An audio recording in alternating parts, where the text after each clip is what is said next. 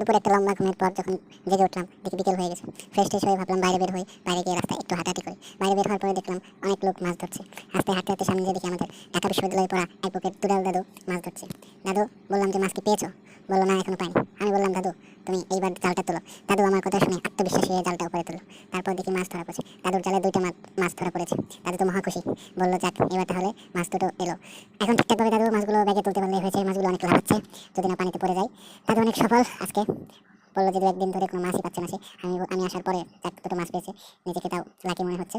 বললাম দাদু তুমি বাসায় নিয়ে যাও, বাসায় দাদি অনেক খুশি হবে। বললো ঠিক আছে, তুইও আসিস, মাছ ভেজে দেবো, তুইও খাস। আসলে এখানকার দেশি মাছ আমাদের এলাকায় অনেক সুস্বাদু, এবং আমাদের এখানে বন্যার পানি এসেছিল, সাথে মাছও এসেছিল অনেক। সেজন্য হয়তো আজকে প্রচুর মাছ পাওয়া যাচ্ছে। আর কয়েকটা জালে মাছ দেখি ধরা পড়েছে। যাই হোক, এসব মাছের থেকে আমার প্রিয় মাছ পাঙ্গাস মাছ, যেটা আমি না খেলেই থাকতেই পারি না। এই মাছটা খুবই সুস্বাদু দেশি মাছের থেকে। যাই হোক, ধন্যবাদ।